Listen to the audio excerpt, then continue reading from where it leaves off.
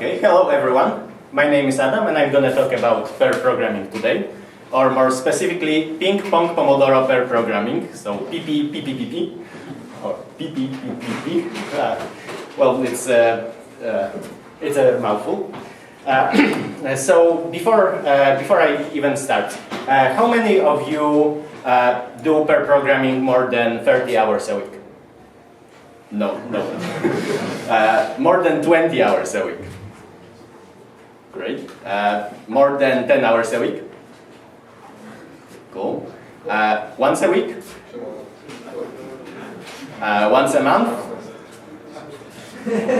Once a year? Who doesn't do pair programming at all? Never. Okay, so how many of you would like to do more pair programming? So a lot. So, and this is exactly why I'm giving this presentation, because not so long ago I was actually in the same situation. I did a little pair programming. And I wanted to do more, but every time I actually started doing pair programming, I didn't really get very far with it. So I was very enthusiastic in the beginning, lots of energy, very happy, and then within a couple of weeks I would start to get frustrated, tired, I would lose my concentration, and eventually we would just like drift apart to our own separate workstations.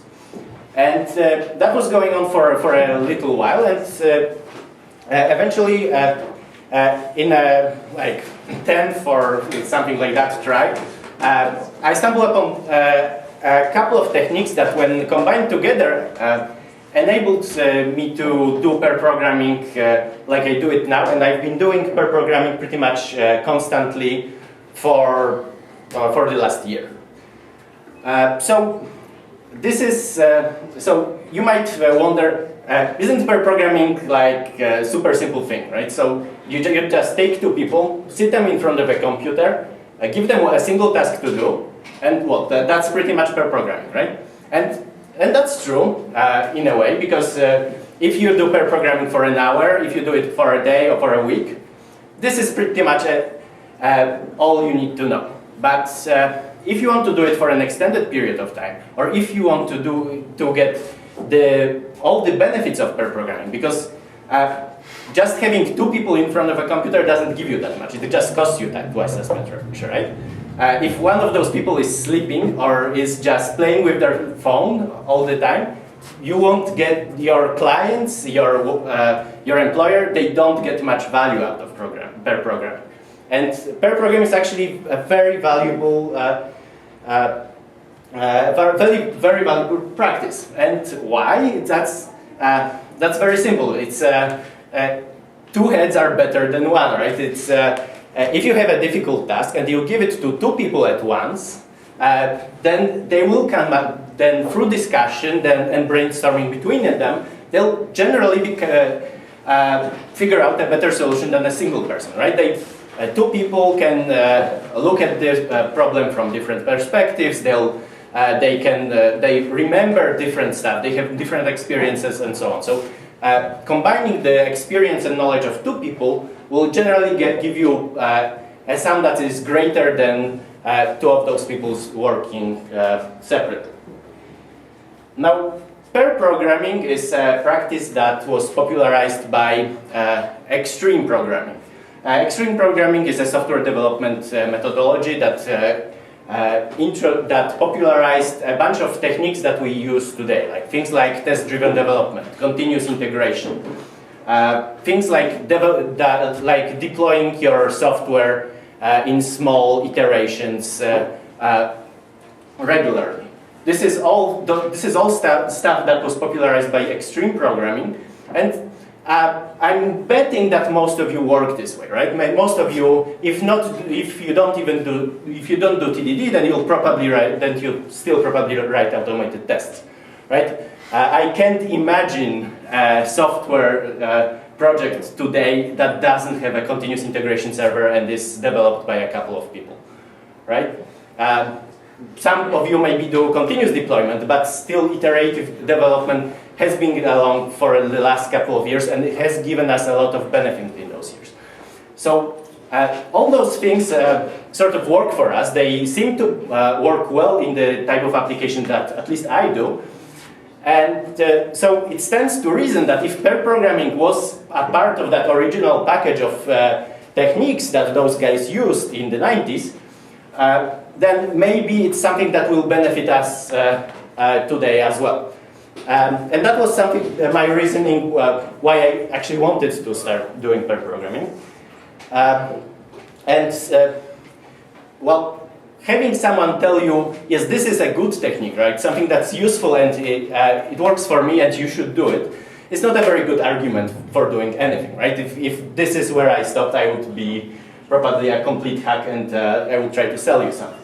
So the reason why the techniques of extreme programming actually work is because of the feedback loops. And feedback loops are about how much time passes between you do something, like implement a feature, or write a line of code, and get information back whether this is what you should have written, right? If you take software development as it was 10 or 15 years ago, and projects that were released every half a year or every year, you could imagine someone writing, implementing a feature and implementing that feature took about 1 day, and that feature would be deployed to the customer half a year later, right? 180 days between implementing something and customer telling you that's not exactly what I wanted, right? That's not possible, right? That's why we have those small iterations. That's why we have continuous deployment. That's because we want to know that whether what we're doing is useful, whether it's what we want, what the customer wants, whether it works, right? And as we go to the left on this line, we add practices that give us even shorter feedback cycles, right? QA, right? Having dedicated testers and staging environment, so that when I actually develop a feature, I push it to staging, and within hours or days, I get feedback whether it works or is, and feedback from my customer whether it's actually the feature looks like it should in their mind. Things like code review, right? I push my code, I ask my friend to read the code, and within hours or days, again, I get feedback. I learn whether the design of my code is okay. I learn whether I've made any bugs that were noticeable when reading the code. And then again, CI, right? It's continuous integration. I push my code, within half an hour I learn that I broke the build. Running automated tests on my machine, right? I get feedback within minutes or seconds from saving a file. TDD, I write a line of code, I save the file, and tests tell me whether this code actually passes my assumptions for this unit of code that I'm writing. And pair programming is a technique that sits on the very left of this diagram, right? Imagine that you're about to implement a feature that will take you a couple of hours to implement. And now the person that's sitting next to you tells you, hey, listen, if we did it like that, that would be much simpler and we would have to change much less in the system. And now you've saved yourself like a couple of hours of coding, and without even touching the keyboard, right? And this is why pair programming actually works. It's not about writing code faster, right? We're not typewriters that copy paste from one book to another, and that's obviously something that would take longer if you did it in pair. We're actually creative people, right? We think more than we actually type, and that's why pair programming is even possible, right? It's better to do less, right? So if somebody helps you to write less code, that's better. So code review. So pair programming is a perfect way to do knowledge sharing. So it's a perfect way to introduce a new person into your team, show them around the project, show them the practices that you follow, where the code sits in in your project. It's a great way to learn from each other on a daily basis, right? You read different blogs, you watch different presentations, you go to different conferences, you're interested in different stuff, you have different experience from different projects that we've been on in the past. And as you work together, those little things that you learned along the way, they are passed together from one person to another. Okay. So another thing that makes pair programming work really well is the fact that in many projects that I've worked on so far, we had areas of code that were only known to a single person. Like we had a project where one guy was responsible for implementing the API while the rest of us were working on the web application. Or we had a project where one guy was responsible for doing all the JavaScript while we did the Ruby code. And the number of people that could get run over by a bus and your project still remaining healthy is called the bus factor. It's essentially a fancy name for a metric of collective code ownership. Like the bigger your bus factor is, the more collective code ownership you have in your project. Collective code ownership being also an extreme programming practice. So, if you have a team of, let's say, 4 people, and those people do pair programming every day, and they switch their pairs every day, and the story usually started around noon and is finished around noon the next day, so it takes 1 day to complete, you'll have 3 people who actually implemented a feature, right? 3 people in a 4-person project. Everybody knows everything in a project like that. And that's pretty invaluable, especially if your company happens to have high rotation, or maybe you have projects with difficult clients and you want to convince management that it would be a nice idea to rotate people between projects, right? Because this project is difficult, it's burning out, the client makes it impossible to work in this environment. I mean, this happens. I mean, I've seen this a bunch of times, and it was impossible to rotate off those projects because there was no way to. There were the people that wanted to go knew too much about the project, right? It wasn't possible to switch them with other person. Another thing,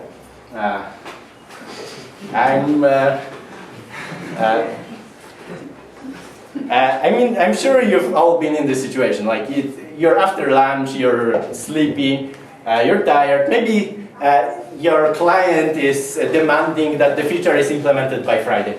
And in situations like this, you're very tempted to drop your best practices, to stop doing test-driven program development, maybe write the test last, or maybe write it next week when you have time. Maybe you just copy and paste that code that's in that another class, but skip the refactoring because we don't have time for that right now. And when you're doing pair programming, that person sitting next to you, unconsciously of course, is making you behave. It's keeping you honest. You're trying to show your best side of coding, right? You're trying to show how professional you are and how experienced you are, how few mistakes you actually make. Now, another thing that you could see as a benefit is try to put yourself for a second in the shoes of a project manager, right? Imagine you have a 10 people development team, and they work on 10 different features every day. You need to keep a backlog of features so that they have something to work on for the next maybe 2 or 3 days, right? Now, if you have that many people, that many tasks, that could be a little bit overwhelming. And if you take a look into the lean development methodologies like Kanban, for example, Kanban is not a methodology, but anyway, if you look into lean, you'll see the rule that you're supposed to limit your work in progress. And if you pair those 10 people, and now you have 5 pairs and 5 tasks in progress, right? You have significantly less stuff on your board. You have significantly less mess on your in your backlog. You have significantly less noise on your scrums, on your stand-up meetings, right? When I was working in a team that was doing pair programming, we actually have the only useful stand-up meetings I ever remember in my software career, right? We would come to work and we would ask each other, okay, so who's pairing with whom today? What are we gonna do today? Okay, so I finished a part of this task, but there's something that needs to be done, and I was thinking about doing it that way, but maybe something like that. And we would stand in front of a board for a couple of minutes, and we would figure out what are we going to do next to this day. And actually, of course, because of traditional bureaucracy in our project, we actually had a real stand-up later in the day with the client. That wasn't nearly as useful, but I'm sure that some of you have seen this, right? Stand-ups where you just stand up and say, well, I've done this and this and this today. I've done this and this and this today. Okay, and you're literally, when you just wait for your turn to speak, and then you turn off your mind completely. It's completely unimportant what other people are saying. And that's how useful stand-ups can be. So pair programming will help you with that a little bit at least, I hope. Okay, so I hope that I've sold pair programming to you at least a little bit. So let's talk about some tricks and some useful techniques and things that I found useful over the last couple of years. So first of all, let's talk about the environment. One thing that you don't want when you're doing pair programming is people having to switch context when they switch computers, too much at least. So if you have one person in your team using Eclipse on Windows to write Ruby code, and another person that's using Vim on BSD using Xmonad as a window manager, then when those people are going to switch from the one computer to the next, then the person that, when they're sitting in the front of the computer that has Vim and Xmonad, then the person that actually uses that computer will be doing all the typing, right? They'll be doing all the work. And when they switch to the other computer, then probably the Eclipse person will do all the work. And that's something that you really don't want to practice. You want both people who engaged as much as it's possible, and you want them to change at the keyboard as often as possible. Now, I'm not saying that you should mandate that everybody uses the same operating system, the same editor, the same set of plugins, right? But so as long as you're like everybody is using Unix and the same editor with one or two of those the same plugins and that are mapped to the same keyboard shortcut, it doesn't really matter if one person uses I don't know, Vim Rails and the other doesn't. As long as you feel pretty productive in your environment, that's fine. But if you have to completely switch your mindset to switch when you're switching computers, then that's a bad thing. Okay, so another tip that I'm going to give you is keyboards are cheap, right? Don't just buy a second keyboard if you're planning on doing pair programming for an extended period of time. If you do what I do, then you'll be doing a lot of switching at the keyboard, right? And switching at the keyboard is actually taking somebody's keyboard and pressing it in front of yourself. Now, imagine that typing like this. This is what happens, right? The keyboard in a very uncomfortable position, and after a couple of weeks of doing that, I had severe wrist pain. So just buy a second keyboard, you'll do yourself a lot of favor. And another thing that's actually that could be a huge trade-off for for turnoff for a lot of people is scheduling, right? We have a lot of freedom in when we come to work and when we leave work in our jobs. If you're doing pair programming, you'll have to trade that. So you'll have to agree with your pair what time are you coming to work next day. I'm not saying every day the same time or everybody coming at the same time, but you want your pair to be at the office at about the time that you are. Because if they're constantly late, then you'll end up wasting a lot of time. And having as one person coming to work at 7 a.m. and the other person coming at 11 a.m. and working for 4 hours and working separately for 8 hours, that's also not a very, very good thing, and you lose a lot of the benefits of pair programming if you do that. Okay, so next thing, if you choose to do pair programming in a larger team, I found it very useful to do pair switching on a daily basis, no matter what the tasks are in progress at the moment. So instead of waiting, the intuitive way of switching pairs would be for one pair to do one task and then switch with another pair or something like that. But this is a scheduling nightmare because how often do you in your team actually finish a task when another person finishes the task within like 15 minutes or 10 minutes or something like that? Never. Like it's almost never happens. Except for maybe when it's time to leave work and everybody's done and everybody's pushing to the master break. So a good way to do switching is to do it in the morning.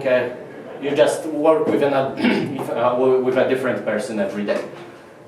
This gives you a lot of benefits, like I said before.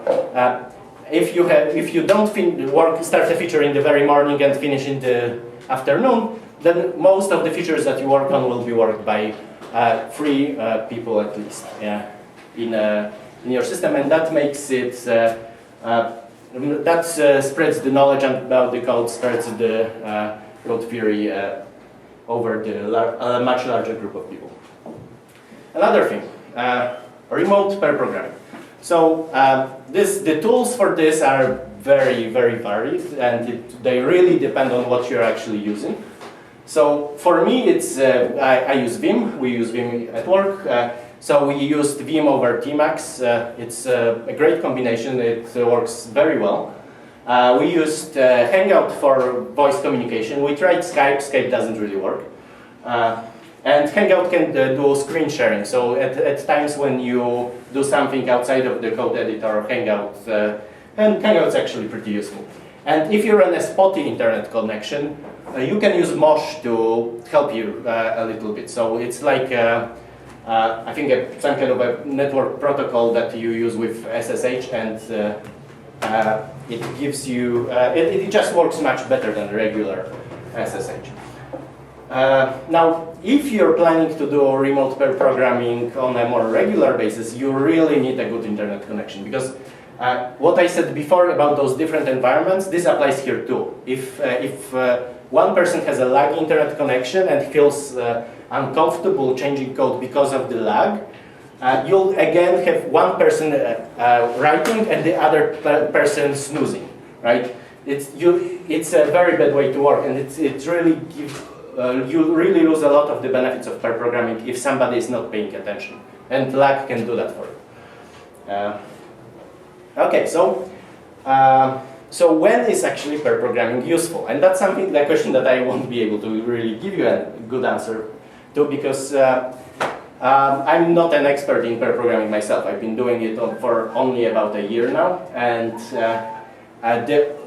the one advice I can give you is from what I've observed, pair programming is much more valuable as you go, as the task becomes more difficult, right? If you're doing a cleanup or a refactor or something like that in a large legacy project, please, I beg you, do it in pair. I mean, I've seen projects when after like 2 or 3 weeks of refactoring, the code was no better than it was in the beginning. It just had different problems. If you do it in pair, then at least the 2 people will have a better understanding of what the problems of the code are and how can it look like in the end.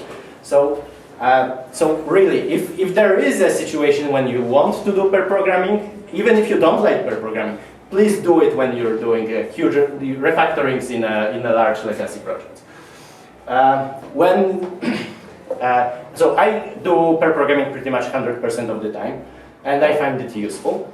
Especially that even if a task seems trivial, then as you introduce new features, and they are usually easy to introduce, you also introduce a bit of duplication and stuff like that. Having a pair and discussing with them how to proceed, how to remove the duplication best, and how to design your system overall, it's very helpful. I find that it works very well for me, although there are tasks when I just said that we shouldn't do pair programming, because it's completely pointless to, for example, pair program on copying text from email to your YAML file or something like that. It just doesn't work. Although we are regularly pair writing emails, so.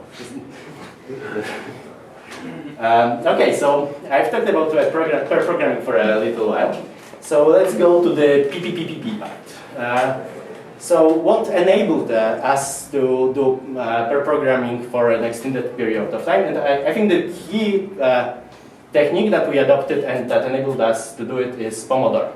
So the problem with pair programming over a longer period of time is that pair programming is exhausting.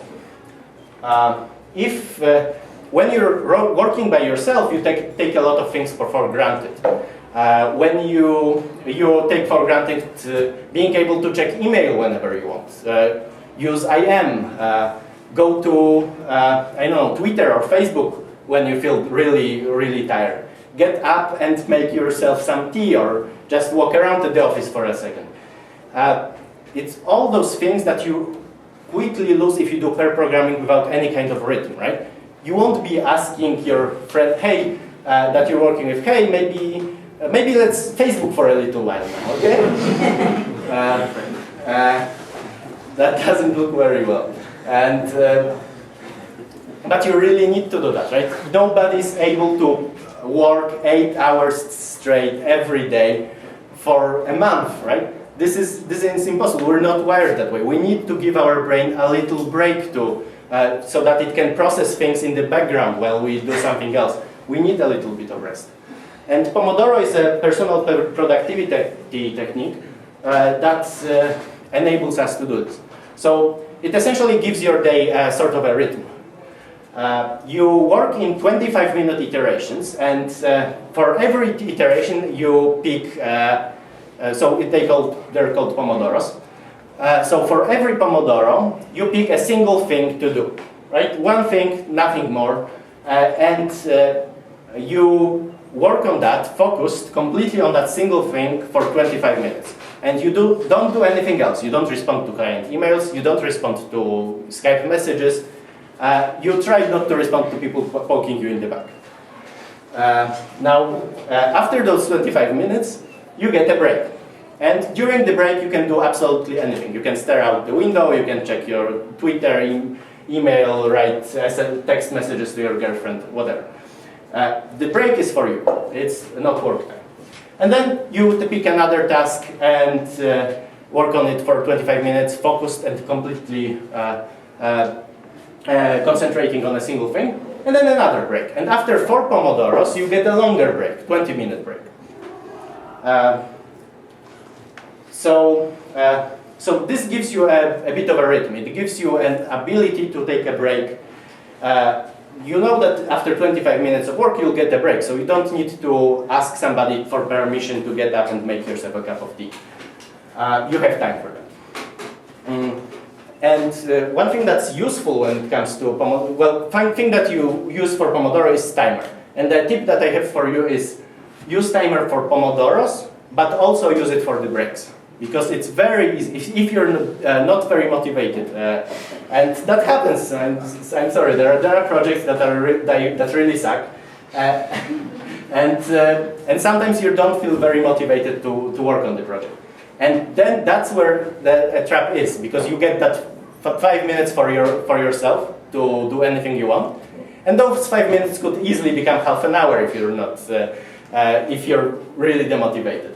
So use a Pomodoro timer as well for the break, so that you know that the break is ending and you need to go get back to work. Okay, so an integral part of Pomodoro technique is a to-do list, and I think that's the second most useful thing about Pomodoro, and I love this. Really can't live without it anymore. So essentially, when you start your day, you sit down and you figure out what you're gonna do during that day. And I like it very much because I've been on projects where I had to actually, where I looked for a task to do more time than I actually was doing them. So planning your day in advance can give you a lot of freedom to split your work during the day. Do this before lunch, do it after lunch, and it gives you that comfort of knowing what you're going to do during that day. Now, when you pick the tasks that you're going to do during that day, you estimate how long they will take you to do. So you estimate them in Pomodoros. You mark them on the card using squares, and as you work, you mark off those squares and cross off the things that you've completed.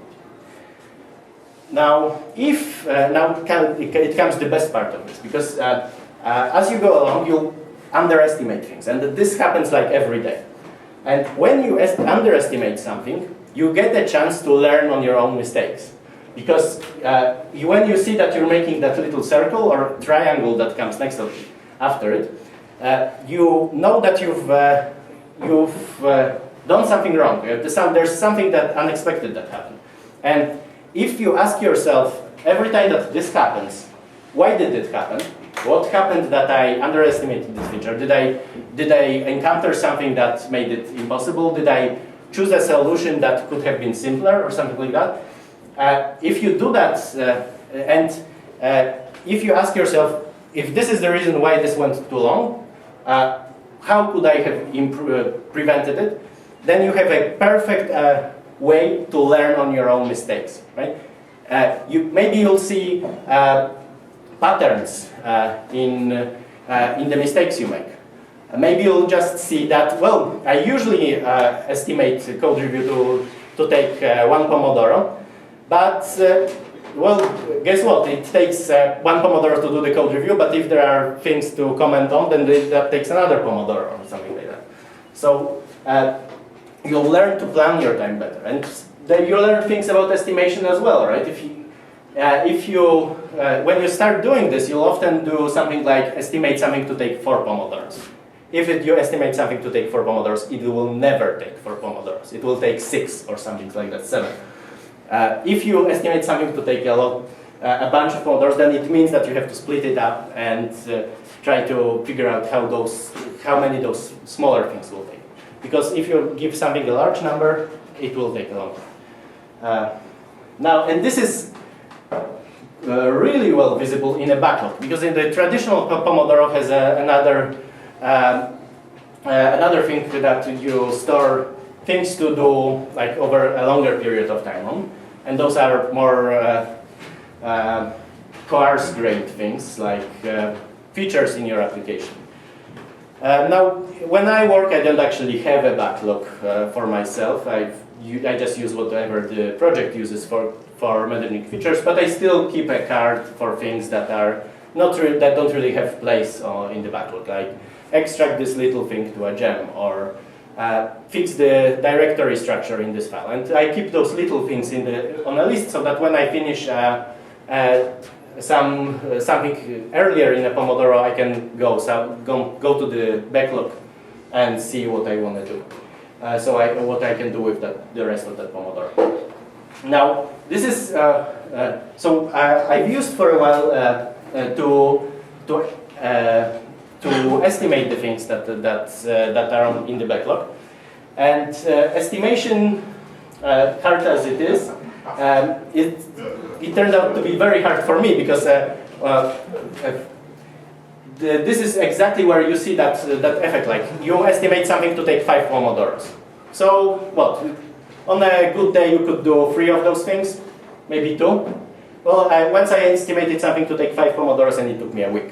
Right? If you estimate something to take a lot of Pomodoros, then it just means that you don't know how to do it, right?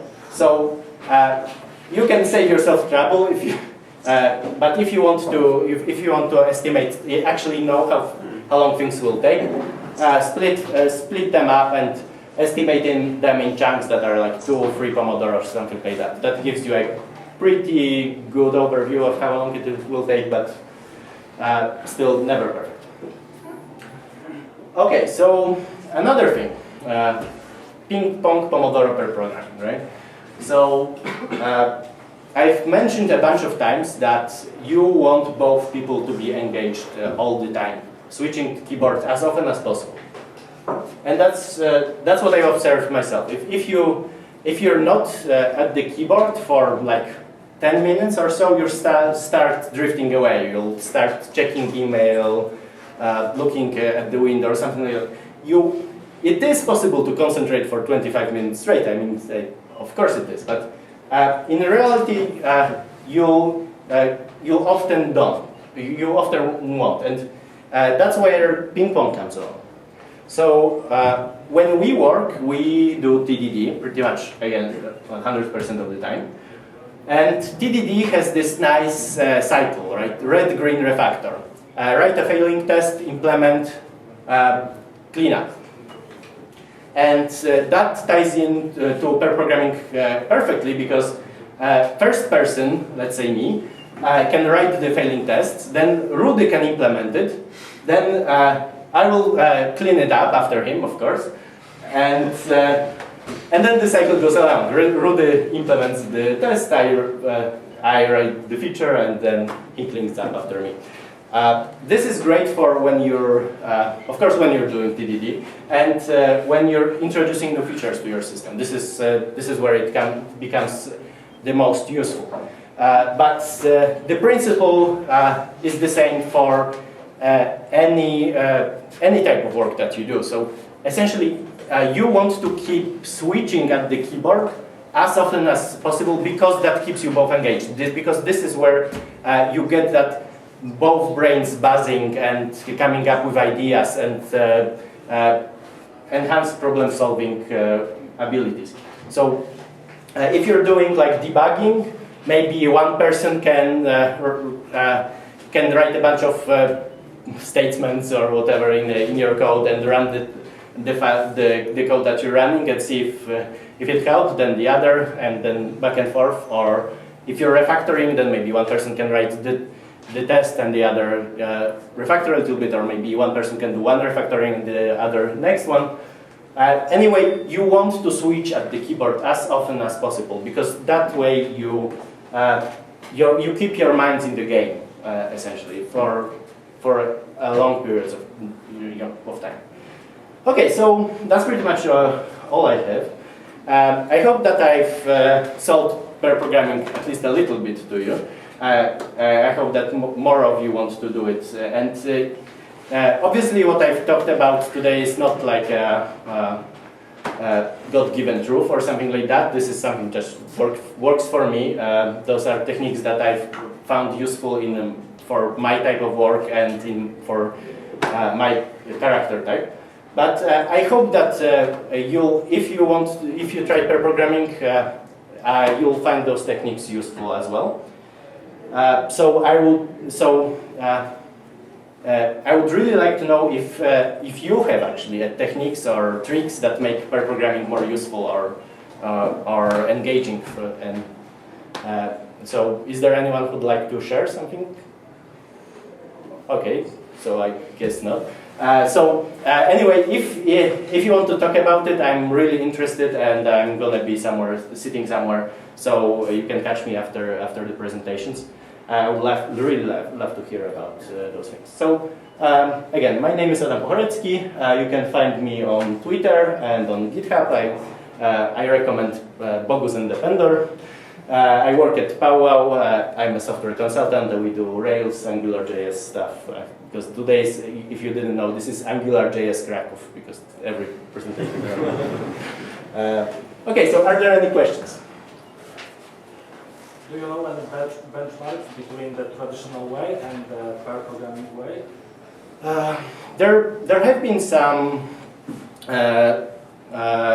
papers written in the past.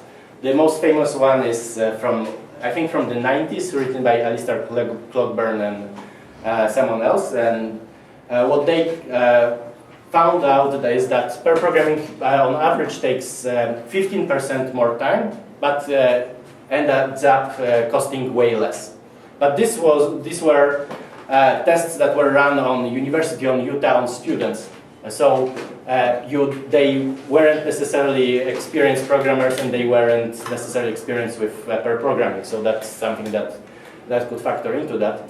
Another test that I know and is unfortunately no longer publicly available.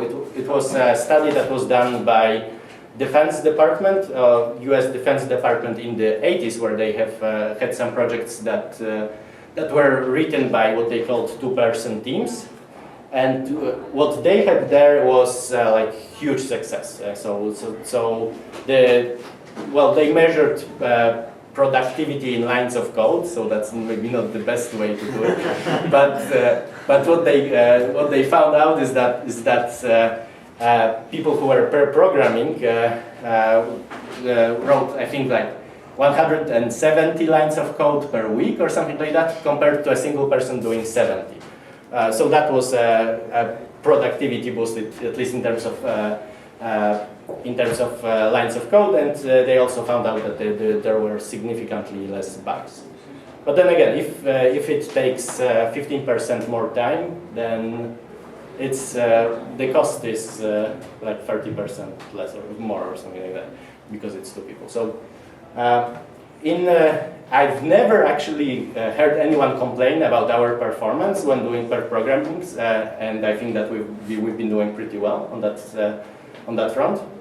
And it's really hard to measure, because you will never get two people working on the same exact project with the same kind of levels of experience and stuff. And yeah, pair programming can also be much less useful when you encounter a person. For example, if you have two people that are in theory on the same skill level, but one of them thinks a little bit too much of themselves, let's say, you can end up having like long and very pointless discussions about really easy stuff, right? So I've seen that in practice, unfortunately. So not everybody is great at pair programming, and it won't work for everybody. But if you want to do it, then you're probably also willing to collaborate with other people. So that's something that might help. Any more questions? Are you the one who put all these things together and came up with a name, and you're going to write a book about it or something? Or I don't think there's much more material to this than this presentation had. But yeah, I came up with the name, and I can't take all the credit, because we were working with Rudy at the time when we came up with all those combinations. So actually that's our thing. It's not mine. And the pictures. And the pictures. And the pictures? Yeah. Those? Yeah. Yeah, I drew them myself. Yes. Okay. Going back to the question about the pair programming in the 80s, there was no extreme programming in the 80s. No. They were coding with the same computer, or? No, they were calling this two-person teams, and they were working on the same computer. Okay. So, something that there was a great article, and I'm going to post it in the comments for this meetup, that came out within last week, and they had a lot of anecdotes about pair programming in there. So, for example, there was a team that really wanted to do pair programming, and they complained about not doing pair programming like in every retrospective or something like that, and they didn't do pair programming until somebody actually came into their office and took half the computers away. But then they ended up being happy with pair programming. Any more questions? Okay, then thank you very much.